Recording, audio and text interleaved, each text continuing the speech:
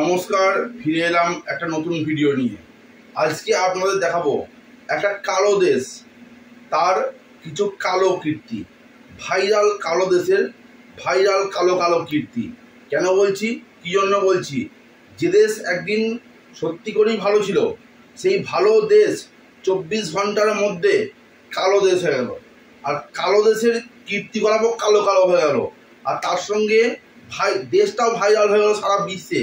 এবং ভাইরাল দেশের ভাইরাল কীর্তি দেখুন। নিজেদের কত বড় বোকাচোদা বাইঞ্চোদ স্টুডেন্ট আমি এখন, সেটা আমার নিজের কাছে মনে হচ্ছে। আমি কত বড় কাদের জন্য আন্দোলন করলাম, আমরা এই আন্দোলন কাদের জন্য করলাম, কাদের জন্য আন্দোলন করছি আমরা? আর দেশে কি হচ্ছে এখন এগুলা? দেশে কি হচ্ছে এগুলা? আমরা আন্দোলন করছি, আমাদের দাবির জন্য আন্দোলন করছি। আমরা কোনো বাইঞ্চোদ মার্কা লোকজনের জন্য আমরা আন্দোলন করতে নামিনি। রাস্তায় যেগুলো ভাঙচুর হচ্ছে, যেগুলো আমাদের সম্পদ নষ্ট হচ্ছে, এগুলো কারা করতেছে? এগুলো তৃতীয় পক্ষের লোকজন করছে। এরা সুবিধাবাদী, এরা সুবিধা নিচ্ছে। আমাদের সাথে আমাদের ছাত্ররা যারা আছে, আমাদের সাথে আমার বন্ধু বান্ধব অন্য যারা আছে, তারা সবাইকে আমি অনুরোধ করতেছি, 2 হাত জোড় অনুরোধ করতেছি, তোমরা যেখানে আসো সেখান থেকে এটা প্রোটেক্ট করো, এটা তোমরা প্রোটেক্ট করো। আমরা এরকম স্বাধীনতা চাইনি, এরকম স্বাধীনতা গোষ্ঠী মারি আমি। এরকম স্বাধীনতা আমাদের দরকার নেই। কি স্বাধীনতা? আমরা কি স্বাধীনতা করলাম?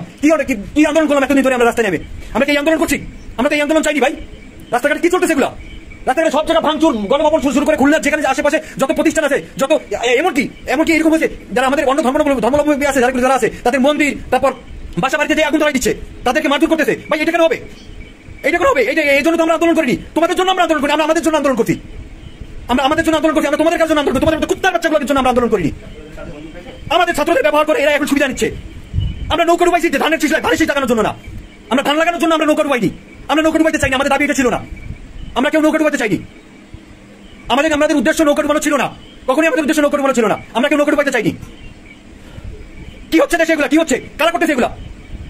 দেশের সম্পদ সব নষ্ট করে ফেলতেছে, দেশের সম্পূর্ণ সব নষ্ট করে ফেলতেছে। এগুলো তো আমরা চাইনি ভাই। ছাত্ররা কই? এগুলো একটা জায়গায় করে স্টুডেন্টরা করতেছে। খুলনায় দেখলাম শেখ বাড়ি সহ যত আওয়ামী লীগের যত অফিস আদালত আছে, আমরা তো তাদের সাথে আমাদের কোনো গ্যাঞ্জাম না। খুলনায় কোনো আমার অনেক ফ্রেন্ড আছে যারা ছাত্রলীগ করে, ওরা তো কেউ এসে আমাদের একদিনকে বাধা দেয়নি। কেউ বলেনি যে তোরা তুই করিস না, তুই আন্দোলনে যাইস না।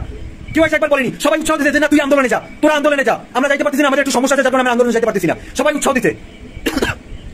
সেখানে ওদের অফিস সহ ওদের এভরিথিং যেখানে যাতে ঘর বাড়ি ভাঙচুর করে, আর সেটা বাদ দিলাম, বাংলাদেশ বেতার সহ শেখ পরিবার যে আওয়ামী লীগ পন্থী যেগুলোর কাছে ঠিক আছে থাকুক, এটা তো কোনো বৈশিষ্ট্য হতে পারে না ভাই। এই যারা আপনারা ভাঙচুর করতেছেন তারা তো আপনারা আন্দোলন করেনি। এই বিষয়টা আপনার না, এই বিষয় হচ্ছে আমার, এই বিষয় হচ্ছে ছাত্রদের, এই বিষয় হচ্ছে ছাত্রদের।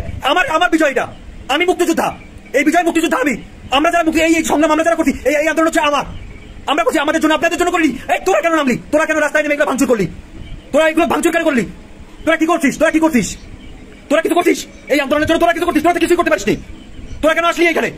তোরা কেন মসজিদ তারপরে যে অন্যান্য তোরা কেন এই যে মন্দিরে সবাই যে হিন্দু পরিবার অন্যান্য ধর্মাবলম্বী যারা আছে তাদের ঘর কেন ভাঙচুর করলি? তোরা এগুলো ভাঙচুর কেন করতেছিস?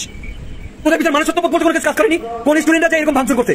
কোন স্টুডেন্টরা করছে? তোরা হলো দেশের কলঙ্ক, তোরা হলো বাইঞ্চোদ, তোরা হলো দেশের সবথেকে বড় শত্রু, তোরাই হলো রাজাকার। তোদের মতো রাজাকার নির্লজ্জ বেহায়ারা এই দেশে থাকার কোনো অধিকার নেই। তোদের মতো কুলাঙ্গাদের এই দেশে থাকার কোনো অধিকার নেই।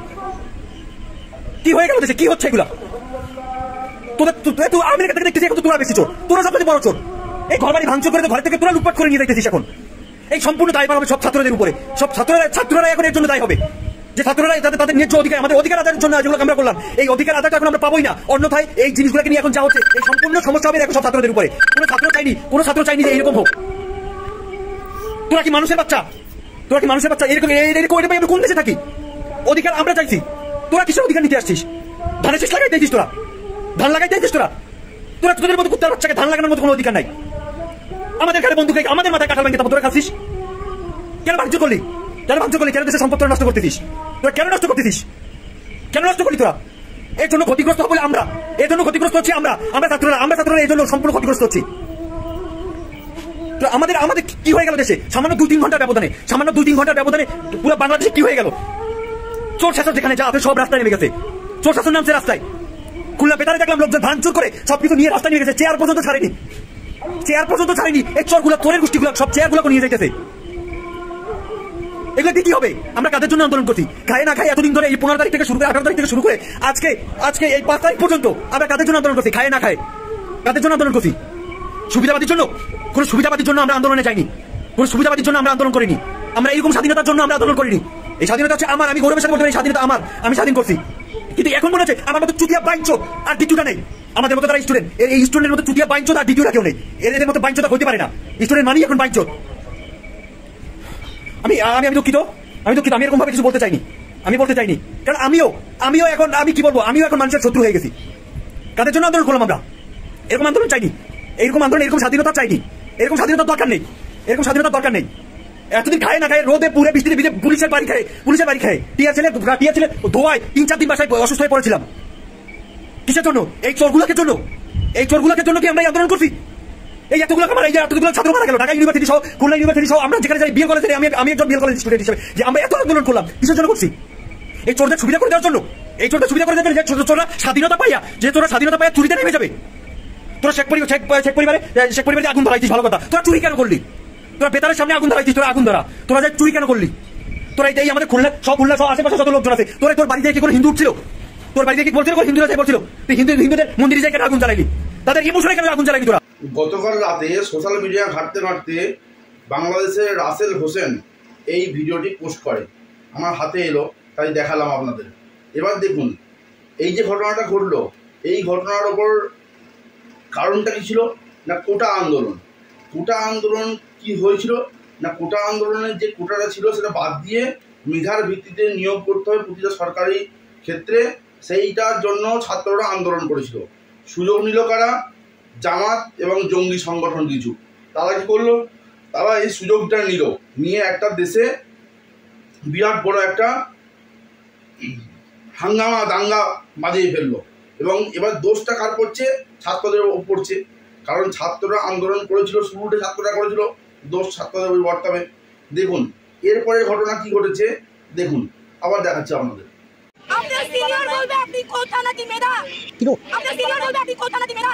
আসুন আগে একটি ভিডিও দেখি, তারপর ভেবে দেখবো সত্যিই তারা মেধা ছিল কিনা।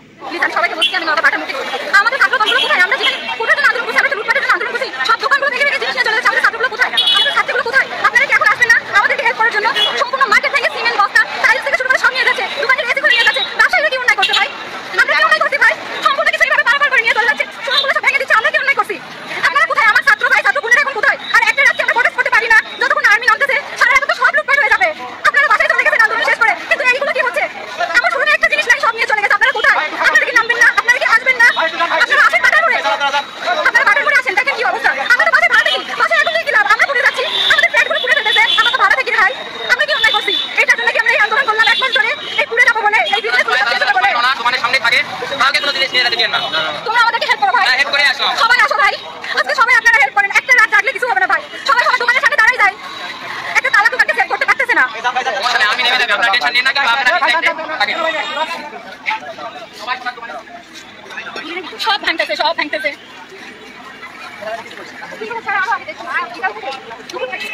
প্রত্যেকটা দোকানের সামনে প্রত্যেকটা মালিকেরা দিয়েছে। কেন যদি আমরা বলতেন যেটা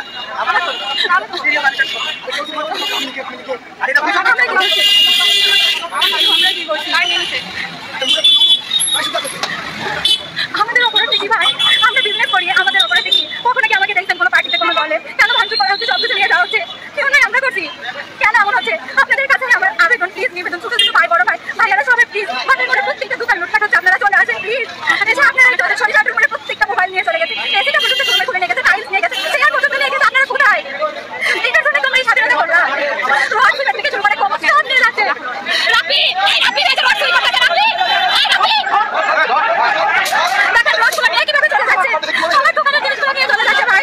এইটা জন্য আমরা এই দেশে আমার তো হবে না, অনেকে কোথায় মাথা জিনিস নিয়ে যারা আমরা আন্দোলনে ছিলাম, আমার ছোট ছোট ভাই বোনরা প্লিজ কোন দিন আসা দোকানে ভাই আপনারা নেমে যান না প্লিজ।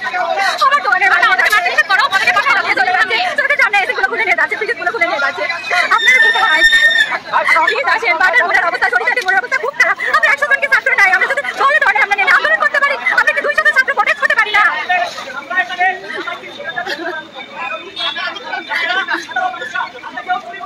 সম্ভব হয়ে যাচ্ছে। আমি লাইভে বেশি ফোন থাকতে পারবো না, যারা যারা লাইভ দেখবেন প্লিজ বাটার মোড়, সরিষাটি মোড়, যাদের বাণিজ্য জায়গা আছে সবাই, আর যাদের তাদের দোকান প্লিজ ভাই আপনারা মালিকরা যারা সবাই গো বাচ্চা কিনা দরকারি দোকানের সামনে এসে বসে পড়েন। 5 আগস্ট 2024-এর যে ভিডিওটি দেখলেন, এই ভিডিওটা দেখার পর একটা প্রশ্ন তো মাথায় আসে, যে ছাত্রদের একটা সামান্যতম বুদ্ধি নেই, যে একটা চলমান সরকার বা প্রশাসনকে হঠাৎ করে জোরপূর্বক যদি সরিয়ে দেওয়া হয়, তার পরিণতি যে কত ভয়ঙ্কর হতে পারে, এই যে কমন সেন্স, এই যে দূরদৃষ্টি সম্পন্ন বুদ্ধি, এটাই যাদের নেই, তারা কিভাবে মেধা হতে পারে। বিচারটা আপনাদের উপর ছেড়ে দিলাম, আপনারা একটু ভেবে বা করে দেখবেন। ছাত্রদের কাঁধে বন্দুক রেখে ছাত্রদের মৃতদেহের উপর দিয়ে কারা আন্দোলন করছে, কোন জঙ্গির আন্দোলন করছে, কোন কোন জেলে হামলা হলো। প্রথমে আমরা দেখলাম যে বাংলাদেশের এনায়তপুর থানায় হামলা হলো, সেই থানায় হামলা করে 14 জন পুলিশ কর্মীকে পিটিয়ে মারা হলো, কাউকে পুড়িয়ে মারা হলো, কাউকে পিটিয়ে মারা হলো। এরপর আমরা দেখলাম বাংলাদেশের নরসিংদী জেলে হামলা হলো, শেরপুর জেলে হামলা হলো, সাতক্ষীরা কারাগারে হামলা হলো এবং তারপরে চট্টগ্রাম কেন্দ্রীয় কারাগার, সিলেট কেন্দ্রীয় কারাগারে হামলা হয়ে গেল। নরসিংদী জেলে হামলা হলো, শেরপুর সদর থানা শেরপুর জেলে হামলা হলো এবং সেখানে কারাগার ভেঙে লুটপাট চালানো হলো, কারাগারে থাকা 527 জন বন্দীকে পালিয়ে যাওয়ার সুযোগ করে দেওয়া। নরসিংদী জেলা কারাগারে হামলা হয়েছিল 19 জুলাই, এটা দিয়ে শুরু হয়েছে। এই কারাগারে থাকা 9 জঙ্গি সহ 826 জনের সবাই পালিয়ে গিয়েছিল। তারপরে এই আবার জেল ভাঙার আন্দোলন প্রথমে আমরা দেখলাম শেরপুরে, তারপর বিকালে চট্টগ্রাম কেন্দ্রীয় কারাগারে হামলার চেষ্টা হলো, কোনো রকম এখন অব্দি সামাল গেছে। সিলেট কেন্দ্রীয় কারাগারে হামলা চললো, প্রতিটি কারাগারে হামলা চালিয়ে জঙ্গিদের বের করা হচ্ছে। এটা ছাত্র আন্দোলন। একবার চিন্তা করে, মানবিকতার সঙ্গে চিন্তা করে দেখুন তো, যারা বন্দী ছিল তারা কোনো না কোনো কারণে তো বন্দী ছিল, কোনো না কোনো কারণে তারা বন্দী হয়েছিল, কোনো দোষ অপরাধ করেছিল তাই তো তারা বন্দী হয়েছিল। যে জঙ্গিগুলো ছাড়া পেলো সেই জঙ্গিগুলো সব একত্র হয়ে এরপরে কি ঘটনাটা ঘটতে রয়েছে একবারও কি ভেবে দেখবেন?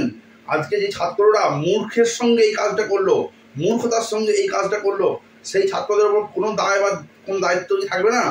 তাহলে আজকে এত বড় একটা দেশে, একটা স্বাধীন দেশে একটা সরকারকে এইভাবে একবারে মূর্খতার মতো পতন ঘটিয়ে দেওয়া, এটা কি কোনো ভালো দেশের কীর্তি বা ভালো দেশের কাজ? বিচারটা আপনারা নিজেরাই করবেন যে কোনো ভালো দেশের কি এটা কাজ?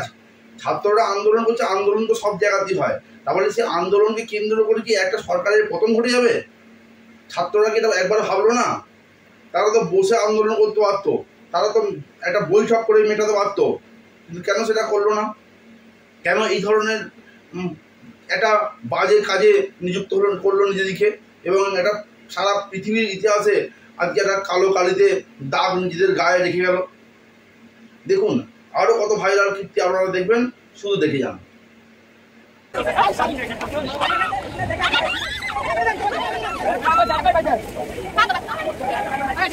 আপু শাড়ি পাইছেন শুধু, আর কিছু নাই? আপনি শুধু শাড়ি পাইছেন? এটা কার শাড়ি? আচ্ছা আপনি কি পাইছেন? আপনি কি করবেন এটা দিয়ে?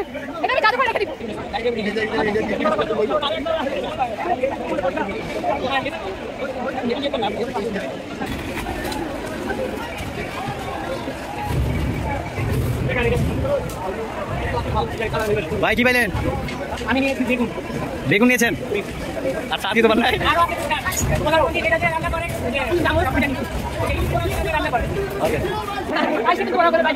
ওকে ওকে ভাই কি আনতে পারলেন? গণভবনে চিল করতেছি। বাটি দেখা। ওকে ওকে ভাই এই যে আমরা পুরি খাবো আমরা। হাতও দিতে পারুন ভাই। এইটি গণভবনের ভিতরকার চিত্র।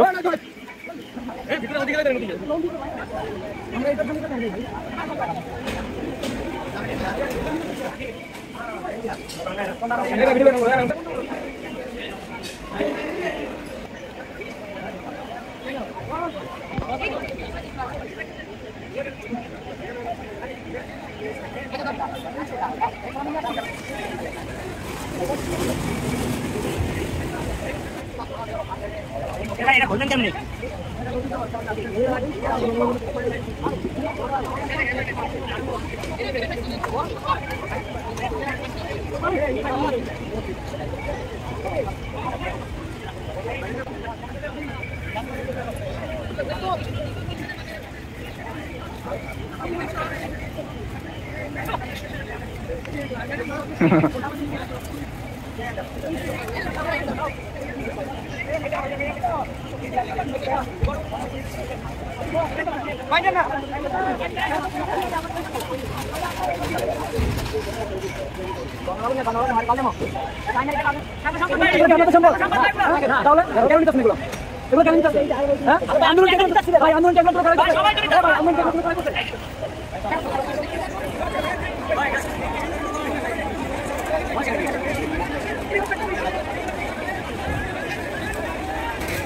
দেখলেন এদিকে কি হলো না, জঙ্গিরা পলায়ন করলো, জঙ্গিদিকে পুরোপুরি একদম খালাস করে দেওয়া হলো, পুরোপুরি ছাড় পেয়ে গেল জঙ্গিরা।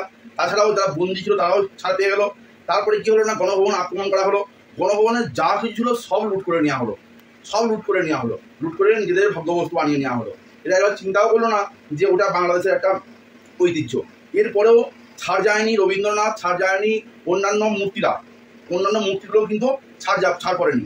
তাছাড়াও যে লাইব্রেরি ছিল সেই লাইব্রেরিতে রবীন্দ্রনাথের গীতাঞ্জলি থেকে শুরু করে বিভিন্ন ধরনের বই বা পুস্তক প্রচুর পরিমাণে রাখা ছিল, সেগুলো ছাড় যায়নি, সেগুলো জ্বালিয়ে দেওয়া হলো। এগুলো ছাত্রদের ওপর দোষ চাপিয়ে কারা করলো? ছাত্ররা তো এগুলো করবে না, একদম 100% গ্যারান্টি। যারা ছাত্র প্রকৃত তারা কোনোদিন বই তো জ্বালাবে না, তাহলে বইকে জ্বালালো কারা? তাহলে এর মধ্যে ডাল মে কুচ কালা হ্যায়, ডাল মে কুচ কালা হ্যায়। তো শেখ হাসিনা যেটা বুঝতে পারেননি যে এত কিছু ঘটবে।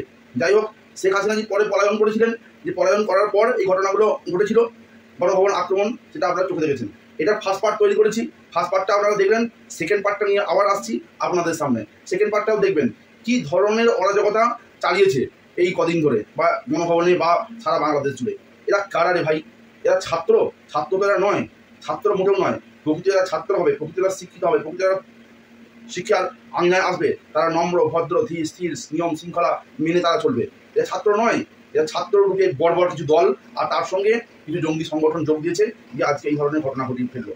এবং শুধু ভারতবর্ষ নয়, সারা পৃথিবীর মানচিত্রে বাংলাদেশ কিন্তু যেটা সুন্দর একটা ভালো দেশ ছিল, সেটা ঔদ্ধত্যের শিকার হয়ে আজ কালো দেশ হিসেবে বা কালা দেশ হিসেবে লিখিত হয়ে রইল।